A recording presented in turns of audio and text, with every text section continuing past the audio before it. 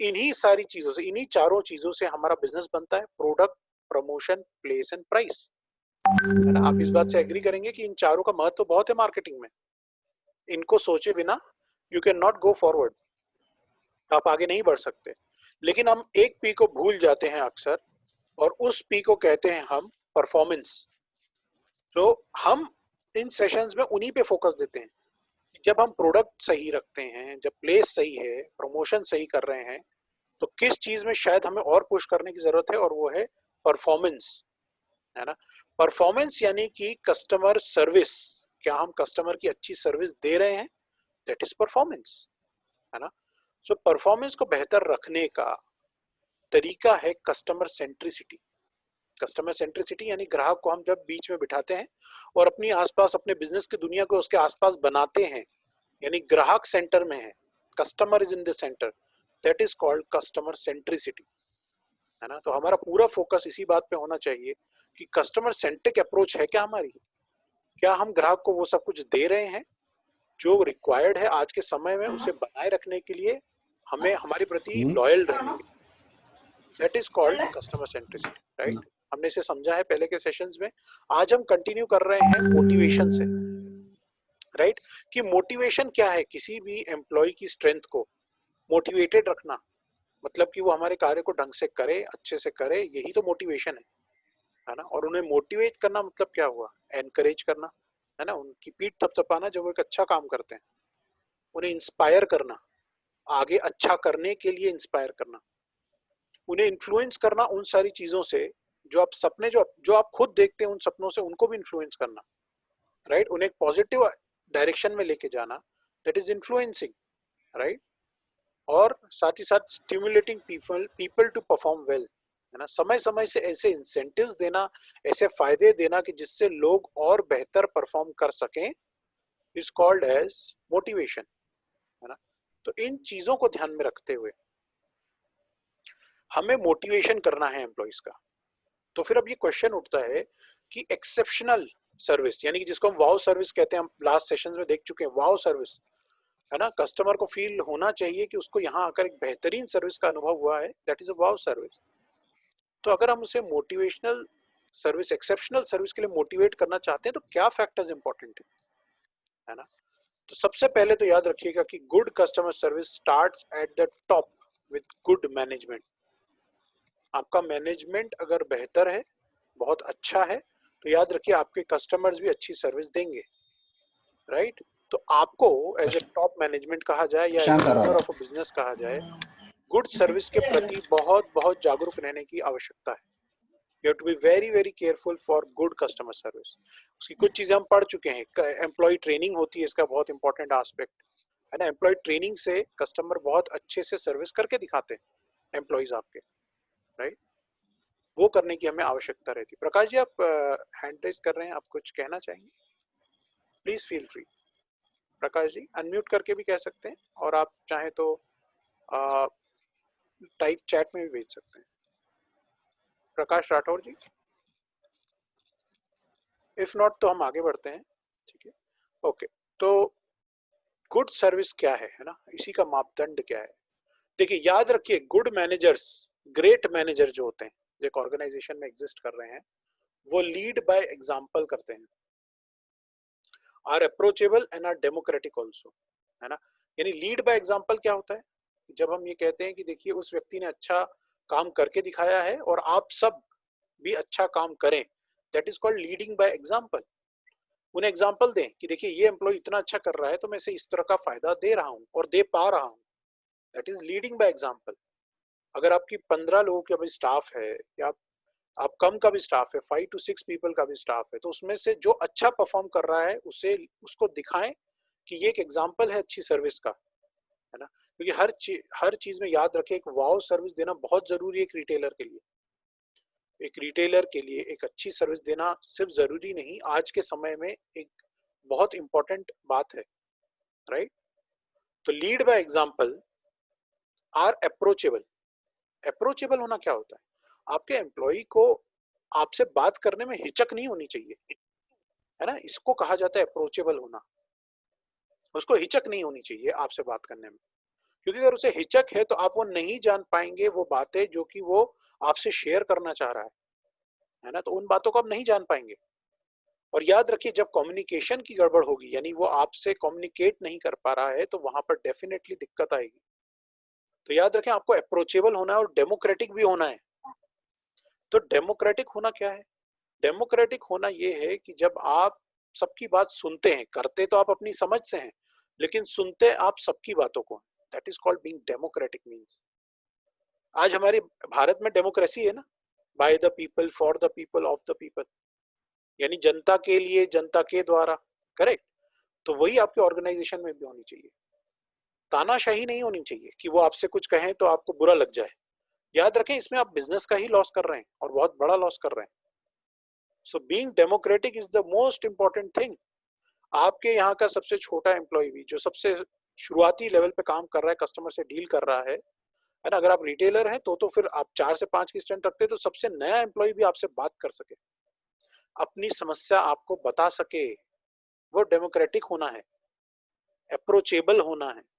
और याद रखिए, ये वो जरूरी गुण हैं जिनकी आज के समय में आवश्यकता है ना। आपके कान के दरवाजे बंद नहीं होने चाहिए, है ना, साधारण शब्दों में आपको सबकी बात सुननी है, राइट, ताकि आप उसका विचार कर सके, उस पर कोई डिसीजन ले सकें, आने वाली समस्या को समझ सकें।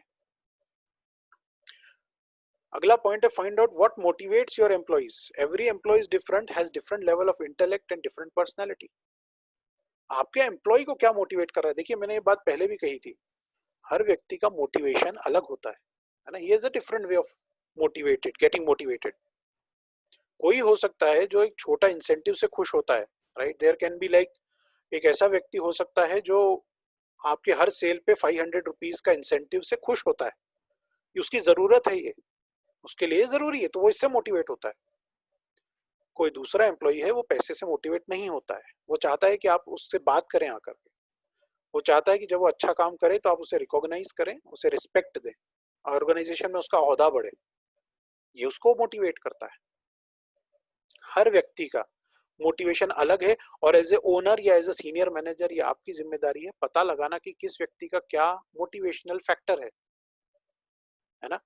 एग्री करेंगे सब इससे, है ना? अगर एग्री करेंगे तो चैट में लिखें, ए लिखें, सिर्फ ए लिखें, मुझे फीडबैक मिलता रहे समय समय से कि आप सब लोग को इससे फायदा हो रहा है ना, इन सेशन से, और आप एग्री भी कर रहे हैं। अगर ना एग्री करें तो प्लीज डिसएग्री, डी लिख दें, है ना। और प्लीज हम ज्यादा से ज्यादा कम्युनिकेशन करेंगे तो मुझे पता चलेगा कि हम किस तरह से जा रहे हैं, राइट। और मैं आपकी और वैल्यू देना चाहता हूँ आपको और ज्यादा, राइट। तो हर एक व्यक्ति का इंटेलेक्ट अलग होता है, उसकी पर्सनैलिटी अलग होती है ना, उसका इंटेलेक्ट अलग होता है, पर्सनैलिटी। ओप्पो डिवाइस से एग्री बोला, thank you very much sir, है ना, ऐसे ही मेरा उत्साह बढ़ाते रहें, है ना। So basically every every every employee needs motivation. Motivation की आवश्यकता सबको है। आपको अपना बिजनेस बड़ा करना है तो उनको मोटिवेट करना आपकी जिम्मेदारी है। आपको अपना बिजनेस अच्छे से चलाना है तो उन्हें मोटिवेट करना आपकी जिम्मेदारी है। और अब स्टेटमेंट आता है कि motivated staff delivers exceptional customer service. आप चिंता ही ना करें कि आपका एम्प्लॉय कैसी सर्विस देगा, अगर आप उसको मोटिवेटेड रखेंगे। आप समझ पा रहे हैं? एक्सेप्शनल सर्विस हमारा एम होना चाहिए, बेहतरीन सर्विस हमारा एम होना चाहिए। कम में नहीं मानेंगे हम। अमेजन का एग्जांपल मैं हर समय देता हूं। अमेजन अपने ग्राहकों के प्रति बहुत अलर्ट रहता है, ग्राहक से जरा सा भी प्रॉब्लम वो सहन नहीं करता है ना। मैंने आपको इंटरनल और एक्सटर्नल कस्टमर का कंसेप्ट बताया था लास्ट सेशंस में। कुछ लोग ने थे साथ में थे, उनको पता होगा, जो नहीं थे उनके लिए इंटरनल कस्टमर कौन है? इंटरनल कस्टमर है आपके एम्प्लॉय, है ना। इंटरनल कस्टमर है आपके एम्प्लॉय, तो आप उन्हें खुश रखें, इंटरनल कस्टमर को। और इंटरनल कस्टमर की जिम्मेदारी वो आपके एक्सटर्नल कस्टमर को खुश रखें, है ना, उनकी हर सर्विस, हर नीड को पूरा करें, राइट। और एक्सटर्नल कस्टमर कौन है? आपका रियल कस्टमर, जो आपको पैसे दे रहा है। यही कंसेप्ट पे आज कॉर्पोरेट्स काम करते हैं कि मैं अपने इंटरनल कस्टमर को खुश रखूंगा, उसको एम्पावर करूंगा, उसको हर वो चीज दूंगा ताकि वो मेरे एक्सटर्नल कस्टमर को अच्छे से सर्व कर सके। एग्री करेंगे, है ना। तो ये बात है कि motivated staff delivers exceptional customer service. फिर एक पॉइंट आता है, an effective manager will embrace change. Be prepared to face problems and deal with them and know how obstacles can be overcome. एक अच्छा मैनेजर हर चेंज को गले लगाता है, एम्ब्रेस करता है चेंज को, है ना, तैयार रहता है मुश्किलों को सहन करने के लिए। देखिए अलग अलग तरह की मुश्किलें आएंगी ना, बीच में डिमोनेटाइजेशन आ गया, फिर जीएसटी आ गया। आप इसे मुश्किल के तौर पे ले सकते हैं जिससे आपका बिजनेस अफेक्ट हो जाए, या आप इसे एक अपॉर्चुनिटी के तौर पे ले सकते हैं, एक अच्छी चीज के तौर पे ले सकते हैं। तो अच्छा मैनेजर, है ना, चेंजेस को गले लगाता है ना, ये उसकी खूबी होती है। एक अच्छे मैनेजर, एक अच्छे लीडर को एम्ब्रेस करना आता है चेंज, प्रॉब्लम्स को फेस करना आता है। Be prepared to face the problems, मुश्किलों को सहन करने के लिए तैयार रहें। मुश्किलें तो आएंगी, बिजनेस का नाम ही है मुश्किल, राइट? आज तो लाइफ का नाम भी मुश्किल हो चुका है आज, राइट? तो बिजनेस में तो मुश्किल आएगी, right? And deal with them, लेकिन सही तरीके से डील करना जानता है। ये भी जानता है कि how obstacles can be overcome, है ना, मुश्किलों को वो ओवरकम कैसे करेगा।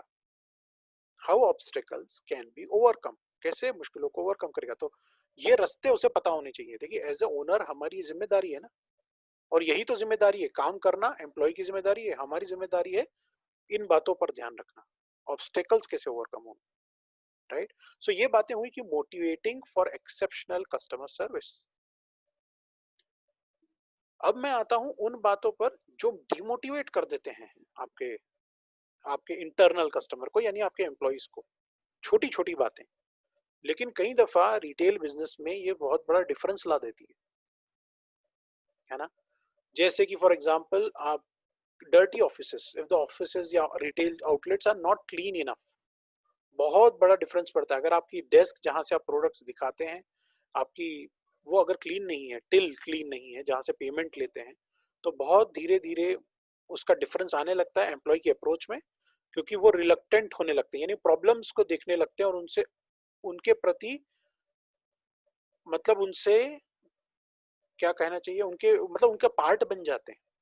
डर्टी ऑफिस या डर्टी रिटेल आउटलेट होना एक अच्छी बात नहीं है, लेकिन अगर ये कंटिन्यूसली रहता है और इस बारे में अलर्टनेस नहीं है, तो डेफिनेटली पक्की बात है कि आपके एम्प्लॉइज जो हैं वो इसके आदी हो जाएंगे। ये कहना चाह रहा था मैं, उसके आदी हो जाएंगे, जो अच्छी बात नहीं है ना। उन्हें क्लीन रखना आना चाहिए, प्रेजेंटेबल। हमने मर्चेंडाइज को प्रेजेंटेबल करने की बात की थी, राइट? किसे उसे किस प्रकार से उसे बेहतर रख सकें, बेहतरीन तरीके से शो कर सके, that is like presentation, right? Cramped working condition, cramped working condition क्या होता है कि कंजेस्टेड है, पास पास रखा है, जगह कम पड़ रही है ना, सब चीजें टेबल पे रखी हैं ढंग से। आपके अगर आप क्लोथिंग के बिजनेस में है, कपड़ों के बिजनेस में है, तो सब कुछ ऐसे भरा हुआ है कि वो क्रैम्प्ड दिख रहा है, एक दूसरे में गुत्थम गुत्था दिख रहा है। इससे आपके एक्सटर्नल और इंटरनल दोनों कस्टमर अफेक्ट होंगे। हाँ, क्यों नहीं होंगे? आप ये देखें, मैं आपको अगर एक एग्जांपल दूं, तो आप किसी भी इंटरनेशनल आउटलेट को लें, क्योंकि मैं देखिए मैं आपको वो चीजें भी बताना चाहता हूं कि जो इंटरनेशनली फॉलो होती हैं और एकदम सजगता से फॉलो होती है। वो यही होता है कि इन छोटी छोटी चीजों का बहुत ध्यान रखा जाता है। अगर आप एक इंटरनेशनल आउटलेट का एग्जांपल लें, मैकडोनल्ड्स का एग्जांपल लें, आप देखेंगे कंटिन्यूअस क्लीनिंग होती रहती है वहाँ। वो क्यों होती है? ऑल्दो वो चाहे तो वो एम्प्लॉय को ना भी रखें, लेकिन यही तो छोटी छोटी बातें आपके एम्प्लॉय को डीमोटिवेट कर सकती हैं, आपके कस्टमर को भी डीमोटिवेट कर सकती हैं। ठीक है, तो आप एज एज अगर आप आज एम्पावर करना चाहते हैं अपने आप को उन बड़े आउटलेट्स से कंपटीशन करने के लिए, तो याद रखें कि इन चीजों को फॉलो करें। देखिए ये बकायदा नेशनल ऑक्यूपेशनल स्टैंडर्ड्स में भी आते हैं, हमारे भारत सरकार कहती है कि इन सबको फॉलो करना है, और बकायदा ये इंटरनेशनल स्टैंडर्ड्स में भी आते हैं। तो ये दोनों तरह से एक्सेप्टेबल होने चाहिए हमें एज ए रिटेलर, हमें फॉलो करना ही करना है, इसमें बिल्कुल ढिलवाई नहीं करना है। और इसमें मतलब और अच्छा है, इसका बेनिफिट आपको मिलेगा, है ना, इसका बेनिफिट आपको कई गुना होके मिलेगा और बहुत जल्द मिलता है। और आज की तारीख में तो हमें ऑनलाइन से भी एक कंपटीशन करनी है, राइट? ऑनलाइन आज हमें डिस्काउंटेड रेट में हमसे बेहतर सेल करके दिखाता है, लेकिन हमारे पास एज ए रिटेलर क्या एज है? अच्छी सर्विस, है ना। आप बिलीव करें इस बात में कि अच्छी सर्विस ग्राहक को फिर दुकान पे लाएगा, कस्टमर को लॉयल बनाएगा, है ना। हमने ये भी बात की थी कि याद रखें डिस्काउंट हमेशा कस्टमर को लॉयल नहीं बनाता है। डिस्काउंट देने से वो हमेशा के लिए आपके लिए लॉयल लॉयल कस्टमर नहीं बनेगा, कस्टमर लॉयल्टी नहीं होगी। धीरे धीरे तरीके इंप्लीमेंट करने से लॉयल जरूर बन जाएगा। डिस्काउंट आज आपने दिया वो आपके पास आ गया, कल किसी और ने ज्यादा डिस्काउंट दिया वो उसके पास चला जाएगा। तो कस्टमर लॉयल्टी तो नहीं बनी ना। हम तो कस्टमर लॉयल्टी की तरफ जाना चाह रहे हैं कि वो इतना लॉयल हो कि वो हमारे पास बार बार खरीदने के लिए आए। राइट, यही हमारा एम होना चाहिए। फिर एक पॉइंट है पुअर और टू ब्राइट लाइट। लाइटिंग का भी इफेक्ट पड़ता है। अब देखें, किसी भी आप स्टोर में जाएं जो क्लोथिंग का अच्छा स्टोर है, भले आप गैप की बात करें, it's international brand for clothing, right, वहां आप देखेंगे लाइटिंग बहुत अप्रोप्रिएट होती है। लाइटिंग ऐसी रखी जाती है कि चीजें बहुत निखर के सामने आती है, प्रेजेंटेबल फॉर्म में आती है। राइट, तो पुअर या तो कम लाइट होना या टू ब्राइट लाइट, बहुत तेज लाइट होना, दोनों आपके बिजनेस के लिए अच्छा नहीं है। कंफर्टेबल लाइटिंग होना, है ना, इन छोटी छोटी चीजों का ध्यान रखना है। अनरिलायबल वेंडिंग मशीन, है ना, कई दफा हमने देखा है कुछ दुकानों पे जाओ, जब पेमेंट करने की बारी आती है, आपने बाकी पूरा एक्सपीरियंस अच्छे से करा, राइट, आपने बहुत बेहतर उनसे सर्विस दी, सब कुछ हुआ, जब वेंडिंग मशीन पेमेंट के लिए आते तो वहां पर दिक्कतें होती है, मशीन्स आर नॉट रिलायबल, बार बार खराब होती है ना। तो ये इन छोटी छोटी चीजों का भी ध्यान रखना है कि अगर आपके इधर कोई डिपेंडेंसी है मशीन के प्रति तो वो भी प्रॉपरली रहे। कुछ ग्राहक भी बेकार सर्विस न एक्सपीरियंस करें। देखिए, इस पॉइंट को थोड़ा सुने। कुछ ग्राहक भी बेकार सर्विस का अनुभव न करें, क्योंकि वो कुछ ग्राहक जाकर के कुछ और ग्राहकों को बताते हैं, जिससे और ग्राहकों में आपके प्रति नेगेटिविटी आती है। यानी ये हर चीज में फॉलो कर रहे हैं, मैं सिर्फ वेंडिंग मशीन नहीं बोल रहा हूँ, एक्सेप्शनल सर्विस की बात कर रहा हूँ। तो वो कुछ ग्राहकों को भी बुरी नहीं लगनी चाहिए। अगर हम ये मान रहे हैं कि कुछ दिनों ही तो वो गड़बड़ थी, तो उन कुछ दिनों में भी तो बहुत सारे ग्राहक आके सर्व हो गए आपसे। आपका एम्प्लॉय ढंग से ट्रेंड नहीं था, वो उसे बात करने, व्यवहारिक तरीके से बात करना नहीं आता था, वो नया एम्प्लॉय था, फ्रेश ग्रेजुएट था, लेकिन इसके कारण इमेज किसकी डैमेज हो रही है? आपकी, है ना। सो इन छोटी छोटी चीजों को ध्यान रखना है बेटर सर्विस देने के लिए, बेस्ट सर्विस देने के लिए। फोटोकॉपियर्स दैट परसिस्टेंटली ब्रेक डाउन, है ना, अगर आपकी इधर कुछ जरूरत होती है मशीन की, जैसा कि मैंने कहा ये फोटोकॉपी का एग्जांपल है, लेकिन वो ब्रेक डाउन नहीं होना चाहिए। हर समय चीजों का प्रॉपर रहना। आप चाहें तो एक एक्स्ट्रा मशीन रखें, जिस प्रकार की मशीन आपको लगती है, अगर छोटी मशीन है तो एक एक्स्ट्रा रखें जो प्रिंट कर रही है बिल को, राइट, लेकिन एक बेहतर सर्विस देने की कोशिश करनी है। अनरिजॉल्व कॉन्फ्लिक्ट्स, कई दफा हम देखते हैं कि एम्प्लॉइज में कॉन्फ्लिक्ट होते हैं और वो रिजॉल्व नहीं होते, है ना। आप सब लोग में से जितने लोग चाहें कैमरास भी ऑन रख सकते हैं, तो क्या होता है, मुझे थोड़ा फीडबैक मिलता है कि आप लोग को ओके लग रहा है सेशन, तो मुझे थोड़ा उत्साह मिलता है। तो मेरा कहना है अनरिजॉल्व कॉन्फ्लिक्ट, कई दफा आपके एम्प्लॉइज के बीच में कॉन्फ्लिक्ट होती है, मतभेद होता है किसी बातों को लेकर के, जो चलता आ रहा है महीनों से, और वो निकलता एक दिन ग्राहक के सामने है। तो क्या ये एक बेहतर चीज है कि ग्राहक के सामने आपके एम्प्लॉइज के बीच के कॉन्फ्लिक्ट्स दिखाई दें, है ना। तो क्यों ना उन्हें पहले ही रिजॉल्व कर दें, उन्हें पहले ही हम निपटा लें, है ना, उन्हें हम ओके कर लें। They should be resolve, right, उनके कॉन्फ्लिक्ट्स रिजॉल्व रहने चाहिए, उनके मतभेद लंबे समय नहीं चलने चाहिए।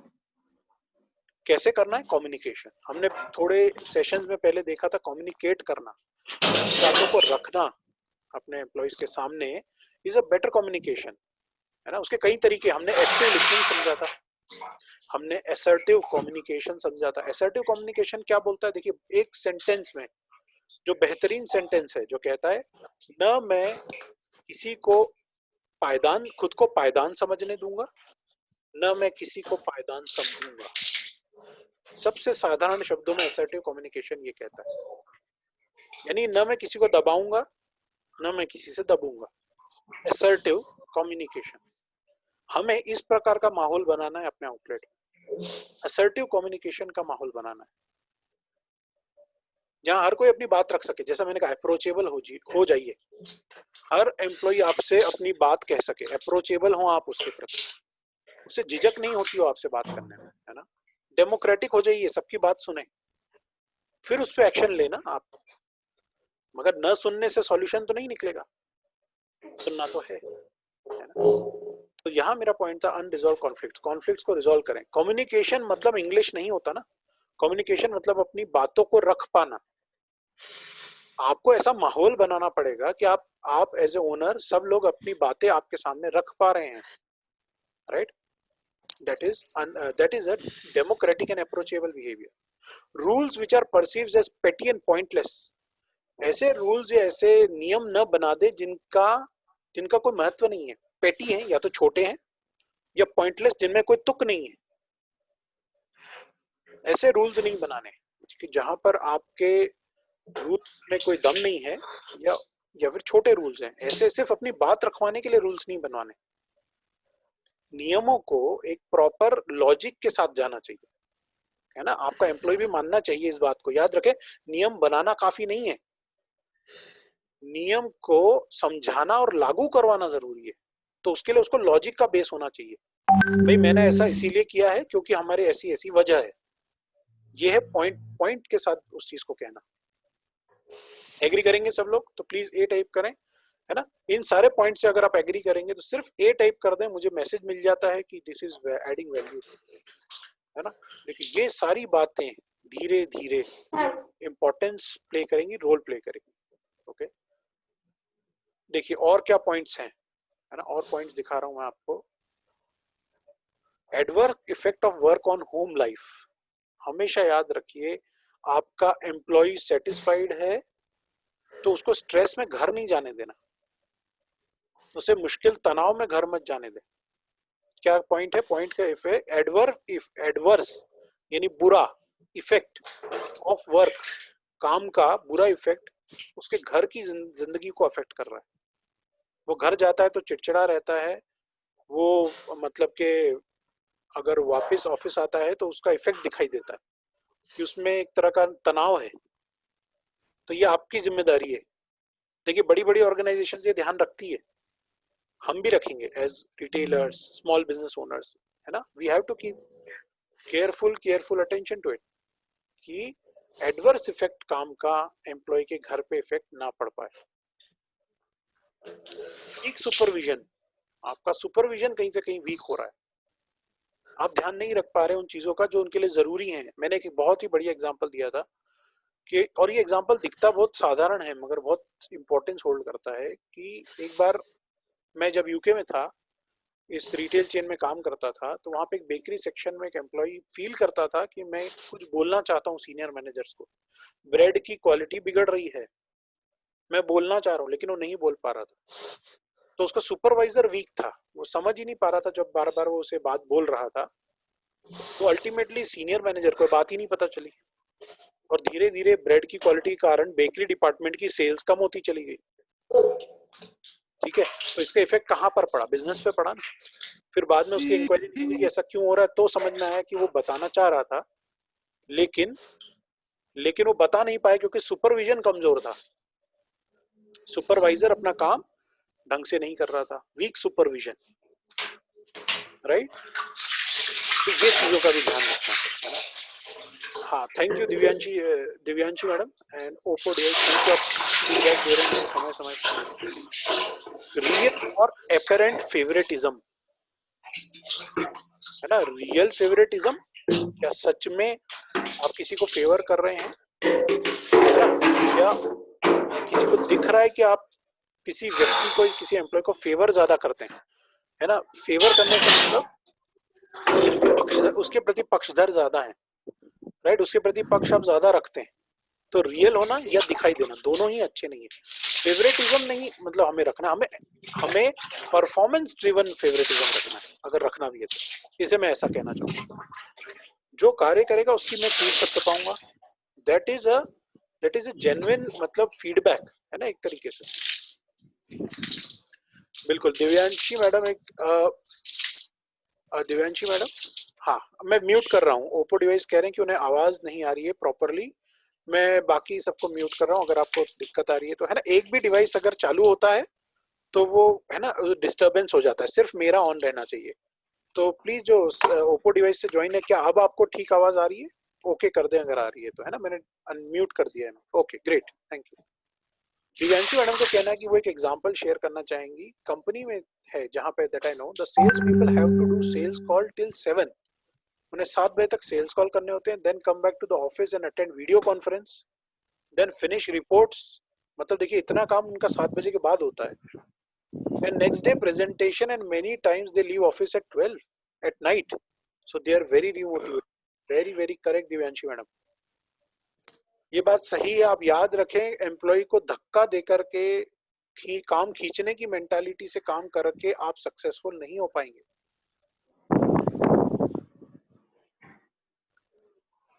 सॉरी, है ना। सो बिल्कुल, थैंक यू दिव्यांशी मैडम, आपने बहुत अच्छा और एकदम एकदम सटीक एग्जांपल दिया है।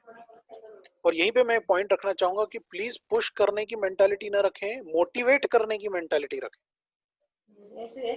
अगर इस प्रकार के व्यवहार से, जैसा देवांशी मैडम ने बताया कि वो 7 बजे बाद भी एग्री मतलब काम कर रहे हैं और 12 बजे तक फ्री हो रहे हैं, तो अब इससे कुछ महीने तक तो प्रॉफिटेबिलिटी ज्यादा अर्न कर लेंगे, लेकिन लॉन्ग टर्म में आप एक बिजनेस बना पाएंगे क्या? आप लॉन्ग टर्म में एक बिजनेस बना पाएंगे आप? आर यू श्योर आप बिजनेस बना पाएंगे? आई एम डेफिनेटली श्योर आप नहीं बना पाएंगे। एम्प्लॉय जॉब छोड़ के जाने लगेंगे, डिमोटिवेटेड रहेंगे, मार्केट में आपके प्रति नेगेटिविटी फैलेगी। आप बिजनेस करना चाहते हैं, देखिए मैं मतलब रूड नहीं होना, मैं सिर्फ उनके प्रति कह रहा हूं जो गलत व्यवहार करते हैं। आप बिजनेस करना चाह रहे हैं या लूट खसोट करना चाह रहे हैं, है ना, गलत ना समझिएगा। बिजनेस बिल्ड होता है, सालों साल में बिल्ड होता है, राइट। आप पुश करके खींच के काम नहीं करवा पाएंगे। आप एक बिजनेस ओनर हैं, है ना। एक बहुत ही बेहतरीन कंसेप्ट आता है ना, किसी दिन शेयर करूंगा, उसे इंट्राप्रेनर कहा जाता है। जैसे एंटरप्रेनर होता है, एम्प्लॉय जो ओनर होता है कंपनी का, उसे हम एंटरप्रेनर कहते हैं, राइट। कि हम कहते हैं कि वो एक कंपनी का ओनर है, वो क्या क्वालिटीज होनी चाहिए एक एंटरप्रेनर की, तो पॉजिटिविटी, लीडरशिप क्वालिटीज, कई सारी क्वालिटीज जरूरी होती हैं। एक इंट्राप्रेनर होता है, मैं सबको टाइप करके भी भेजता हूं, आप इस पे चाहे तो आज सर्च भी कर सकते हैं, इंट्राप्रेनर, इंट्राप्रेनर, है ना। और इंट्राप्रेनरशिप भी इसे कहते हैं, मतलब कि आप कंपनी के एम्प्लॉय हैं लेकिन आप काम ओनर जैसे करते हैं। आप काम इतना मजबूती से, इतना बेहतरीन करते हैं कि ओनर को लगता ही नहीं है कि आप एम्प्लॉय हैं, उसे कहा जाता है इंट्राप्रेनर। तो याद रखें, आपको हर एम्प्लॉय को इंट्राप्रेनर बनाना है, वो आपके बिजनेस को अपना बिजनेस समझ के करे। है, मैनेजमेंट में आज के दौर में इसे बहुत इंपॉर्टेंट टर्म कहा जाता है, इंट्राप्रेनरशिप। एम्प्लॉय को लगे मैं इस कंपनी का मालिक हूं, तो मैं काम उस नियत से करूंगा, इंट्राप्रेनरशिप, है ना। इस पे आप थोड़ा सर्च भी कर सकते हैं, मैं भी इसे आने वाले सेशंस में लेऊंगा। इंट्राप्रेनरशिप, नॉट एंटरप्रेनरशिप। एंटरप्रेनरशिप ई से चालू होता है, इंट्राप्रेनरशिप आई से चालू होता है ना। क्यों नहीं हम एम्प्लॉय को इंट्राप्रेनर बनाएं? बनाना मुश्किल नहीं है, मोटिवेट करिए, वो बनेगा। मोटिवेट तो करिए, आप डीमोटिवेट क्यों कर रहे हैं? आप कार्य को सालों साल चलाने के लिए एक ऐसी कंपनी बनानी है जो आपके न रहते हुए भी चले ना, आपके आपके बच्चों को भी बेनिफिट दे। तो वो कंपनीज कैसे बनती हैं? वो ऐसी ही तो बनती हैं, बिजनेस करके बनती है ना, अच्छा बिजनेस करके बनती है, अच्छा व्यवहार रख के बनती है, एक अच्छा एनवायरमेंट देके बनती है। और बनती है, क्या मुश्किल है क्या बनाना? नहीं, मुश्किल नहीं, राइट। फिर आता है रियल, और हाँ, टेलीफोन सिस्टम इनएफिशिएंट। एम्प्लॉइज कई दफा अगर उनका टेलीफोन पे बहुत काम पड़ता है तो एफिशिएंट टेलीफोन सिस्टम लगाएं, एफिशिएंट इंटरनेट लगाएं, टेक्नोलॉजिकली उन्हें ताकत दें कि वो कार्य को बेहतर करें। फिर आप उनसे पूछे ना कि क्या कार्य बेहतर क्यों नहीं हुआ। अगर फिर दिक्कत आ रही है तो आपका हक है पूछना, ठीक है। Computers always breaking down. कई दफा ऐसा होता है कुछ ऑर्गेनाइजेशंस में कंप्यूटर्स ओल्ड होते हैं, ब्रेक डाउन करते रहते हैं समय समय से, तो एम्प्लॉय डीमोटिवेटेड फील करता है ना, क्योंकि जब वो अच्छा काम करना चाह रहा है, कंप्यूटर की स्पीड फास्ट होना जरूरी है। तो ये एक जिम्मेदारी आपकी है एज ओनर, है ना। Bosses frequently disappearing without telling staff and they will be back और वेयर दे आर गोइंग। अच्छा, कुछ ओनर्स को लगता है मुझे बताने की जरूरत नहीं है कि मैं कहाँ जा रहा हूँ। मैं एग्री कर रहा हूँ, आपको बताने की जरूरत नहीं है, लेकिन पोलाइट वे में अगर आप अपने सीनियर मोस्ट मैनेजर को बता के जा रहे हैं तो वो जानता है कि आप कब तक लौटेंगे, तो आपसे कम्युनिकेट करने के लिए बेहतर रहेगा ना। कुछ डिसीजन जो आपके बिना नहीं हो सकते हैं, तो वो आप अगर कम्युनिकेट करेंगे तो वो बेहतर फील करेंगे ना। उन्हें पता रहेगा आप कब रिटर्न करना चाह रहे हैं, कब रिटर्न करने वाले हैं, तो वो आपसे कम्युनिकेट बेहतर कर सकते हैं, राइट। तो इसमें आप ईगो पर ना लें इस बात को कि क्या मैं अपने स्टाफ को बताऊं कि मैं कहीं जा रहा हूं, कब आ रहा हूं, उनसे कब मिलके बात करूंगा। इससे आपको ईगोइस्टिक नहीं होना है, आपको ओपन और डेमोक्रेटिक होना है, आपको अप्रोचेबल और डेमोक्रेटिक होना है। मैं बार बार वही टर्म्स बोल रहा हूँ, है ना, अप्रोचेबल एंड डेमोक्रेटिक। लोग आपसे बात कर सकें, आपसे अप्रोच हो सके, और आप डेमोक्रेटिक भी हो, आप सबकी बात सुने, समझें। दिव्यांशी मैडम ने पॉइंट दिया कि also the sales people should be given some orientation on how to handle difficult customers. बिल्कुल, बिल्कुल मिलने चाहिए, और उसके स्टैंडर्ड तरीके हैं। डिफिकल्ट कस्टमर से डील करने के स्टैंडर्ड तरीके हैं। आप आपको सिर्फ वो उन बातों पर ट्रेन होना चाहिए। एंग्री कस्टमर से डील करने का तरीका है, 5 स्टेप्स देता हूं मैं इसमें, है ना। आज तो समय नहीं है, मगर एंग्री कस्टमर से डील करने का स्टैंडर्ड तरीका है, तरीके हैं। आप उनको फॉलो करेंगे तो आपका सुपरवाइजर भी आपसे हैप्पी रहेगा, सेटिस्फाइड रहेगा, आपका मैनेजर भी आपसे सेटिस्फाइड रहेगा, आपकी सेल्स भी अफेक्ट नहीं होंगी, कस्टमर फिर से वाव होके चला जाएगा, वाव फैक्टर में होके जाएगा। आप समझ रहे, वही तो मैं चाह रहा था। वो गुस्सा होके आया और वाव होके चला गया, खुश होके चला गया, है ना, डिलाइटेड होके चला गया। वो तरीके हैं, है ना। और ये एज ए ओनर रिटेलर आपकी जिम्मेदारी है कि अपने सेल्स स्टाफ को ये आप तरीके सिखाएं। उन्हें पता ही नहीं होंगे तो वो इम्प्लीमेंट कैसे करेंगे, राइट। अगर उन्हें पता ही नहीं है तो इम्प्लीमेंट कैसे। अच्छा, एक छोटा सा पॉइंट है